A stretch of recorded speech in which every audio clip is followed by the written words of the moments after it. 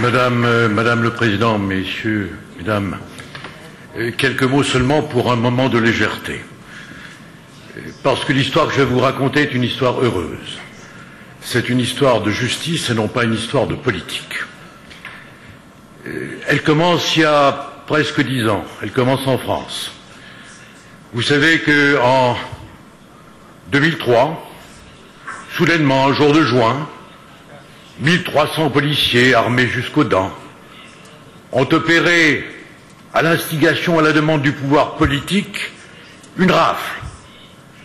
Il s'agissait de saisir, autant qu'on le pouvait, aussi nombreux des résistants à la barbarie iranienne. 175 personnes ont été arrêtées, dont vous, Madame le Président, grande figure à jamais de cette résistance.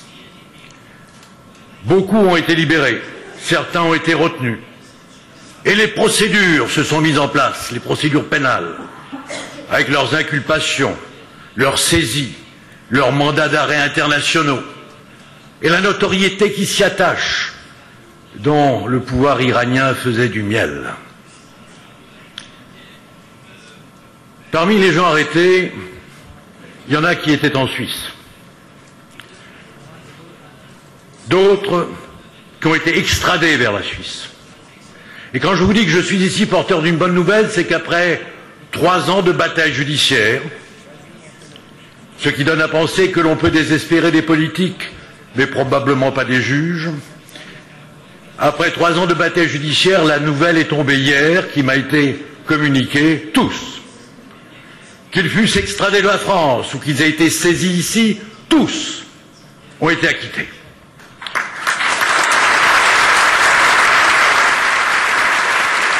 Alors, mesdames et messieurs, ce n'est pas simplement une victoire judiciaire. Une victoire judiciaire, c'est l'apaisement pour quelques-uns, mais c'est toujours d'un effet irradiant et d'une portée symbolique.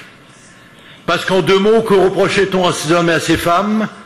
D'avoir été des terroristes, d'appartenir à une organisation terroriste, d'avoir financé le terrorisme, d'avoir escroqué des gens au titre de la charité pour leur bataille, d'avoir, d'une manière ou d'une autre, constitué une organisation criminelle. Et que dit la justice suisse en termes irrévocables et explicites?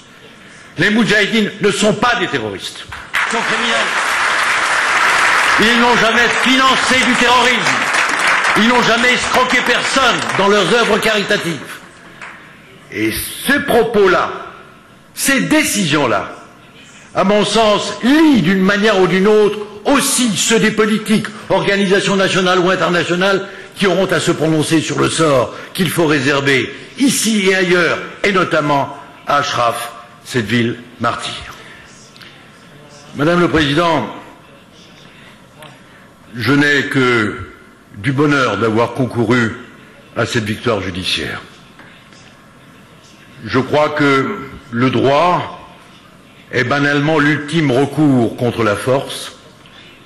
Je pense que malgré ses aveuglements parfois et ses fragilités souvent, il est encore ce que l'homme a inventé de mieux pour assurer à l'homme la dignité.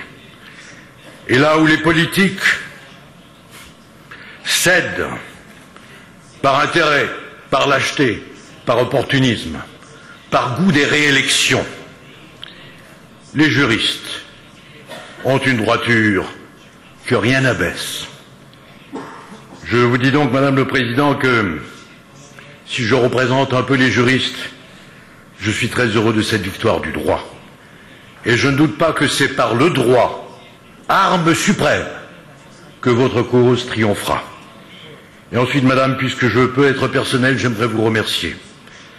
Car dès que j'ai été chargé de cette noble mission, dès que j'ai été chargé de la noble mission de vous défendre, comme j'aime infiniment les titres et les récompenses, je me suis nommé Moudjahidine de Genève. Après ma première victoire judiciaire, je me suis nommé Moudjahidine de Lausanne.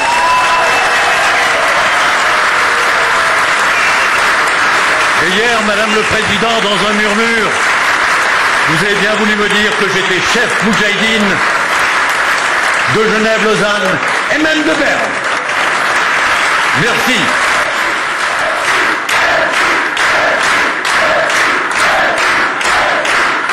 Et maintenant, nous avons avec nous un orateur tout à fait particulier. Il s'agit du colonel Wes Martin. Et Monsieur Wes Martin est un ancien officier américain des forces antiterroristes de la coalition onusienne en Irak. Et il a travaillé en Irak pour la protection du camp d'Ashraf.